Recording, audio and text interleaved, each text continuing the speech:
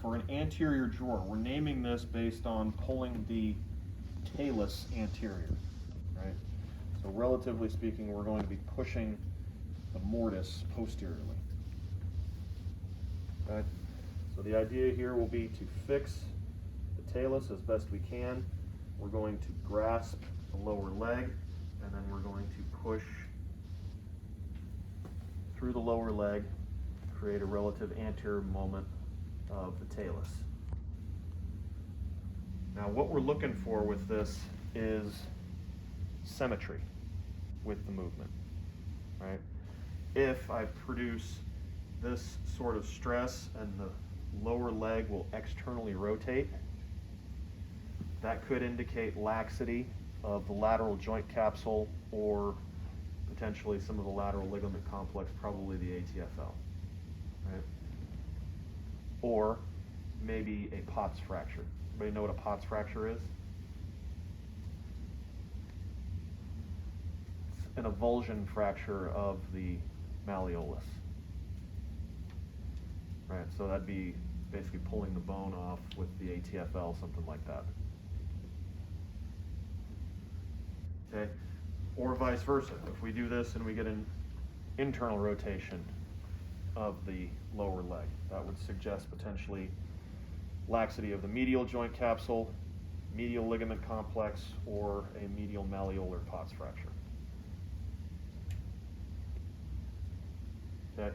It is possible to have bilateral, or I guess you'd consider it bilateral, medial and lateral Pott's fractures where you'd have excessive movement of both. Again, that's just grading for excursion. You'd have to compare that to the opposite side to see what the excursion should look like. Okay, so that's the anterior drawer test. You can do this test for an acute joint. Right, so if somebody comes in with the relatively recent trauma to the ankle, you can still perform this test. What you would want to do then is you'd want to probably slide your hand up the leg slightly so that you're not pressing on acutely injured tissue down here around the ankle. Okay, questions about that one? Not so much. Okay. We're going to have to slide you down this way to the end of the table here for the next one. So, posterior drawer, one of my favorite tests of the lower quadrant. This test is, in my opinion, the most effective test you can use to look at the stability of the ankle mortise. Okay.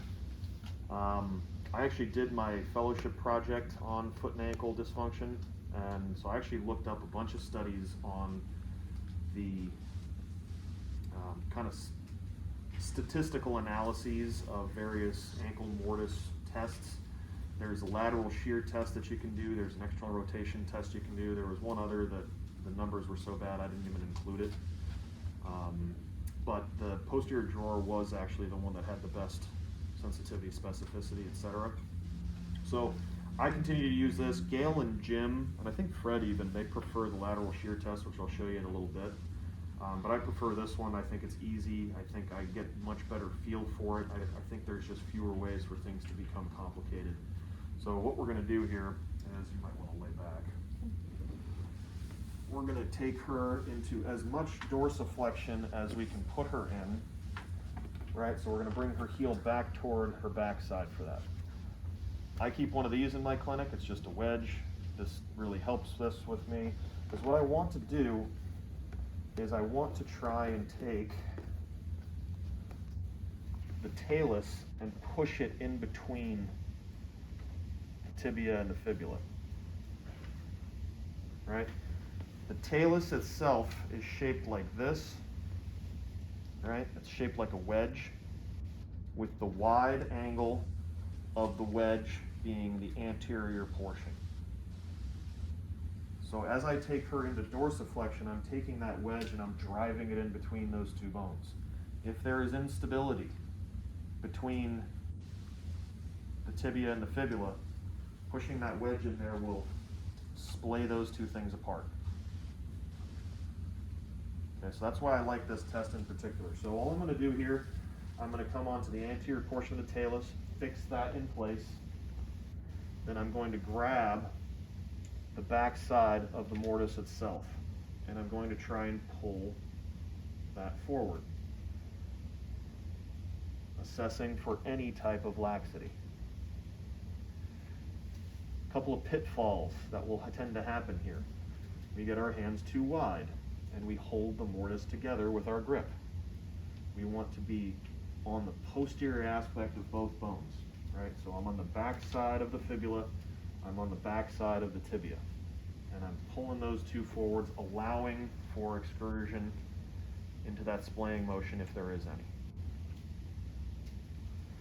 The other one that's a real difficult thing is not taking up the slack, because you're going to have a little slack here of the Achilles, right? So if I press into this, I want to make sure that I am actually on the joint itself and not pulling through the Achilles. That's going to look like there's laxity to it. Right?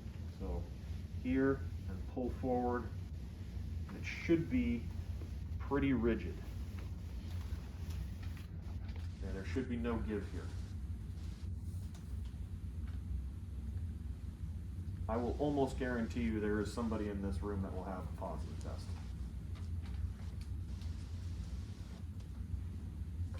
Okay. Let's just show the other ones too, shall we? As long as we're working on this. Scooch back a little bit. So the external rotation test is essentially exactly what it sounds like. We're going to take the lower leg, I'm going to fix up high, right? So I'm going to hold the tibial shaft into internal rotation. I'm going to grasp, sorry Matt, I think I'm blocking it. I'm going to grasp the talus itself here, and I'm going to try and externally rotate the talus underneath the mortise. All right, so I'm taking that wedge and I'm trying to drive it in there by externally rotating it. Right here, and rotate.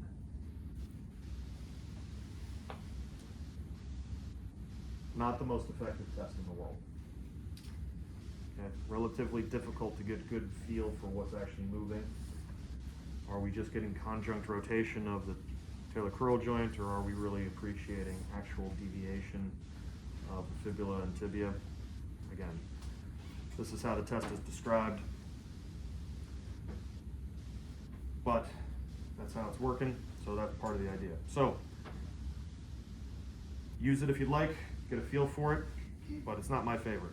The other one, the one that actually is the favorite, I think of Gail and Jim at least, and I think Fred as well, is the lateral shear test.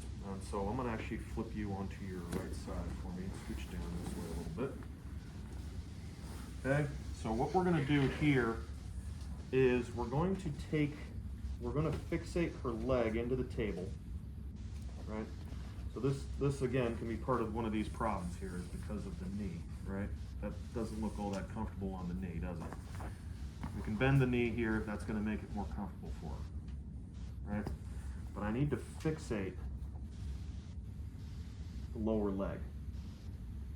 All right, so hold that in place, and then what I'm going to do, I'm going to take the edge of my hypothenar or my thenar eminence here, and I'm going to put it on the medial side of the talus. Okay, just inferior to the medial malleolus. Okay, so right here, grasp that talus like so. I'm going to make sure she's into at least neutral dorsiflexion. Okay, make sure that that dome of the talus is inside the mortise. Fix the lower leg, and then we're going to shear straight down. Okay, essentially using the talus as it's wedged in between to push the fibula down and away from the tibia. Here's my issues with this particular test. The give on the table, even on a high-low, which is relatively more firm than these athletic training tables, is going to be substantial. Right? You're going to have some give into the table. going to lie to you a bit.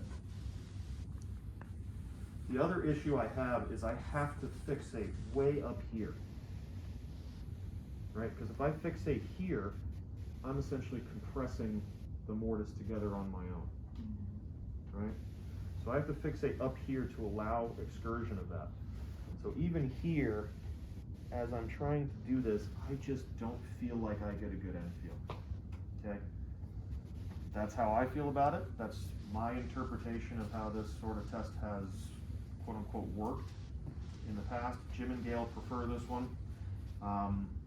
Again, it's one of those tests that if you get comfortable with it and you feel like, well, you know, I can really get this thing to work and I'm, you know, finding that this is more consistent than the others, have at it. Perfectly happy as long as you guys find one that you feel comfortable and consistent with.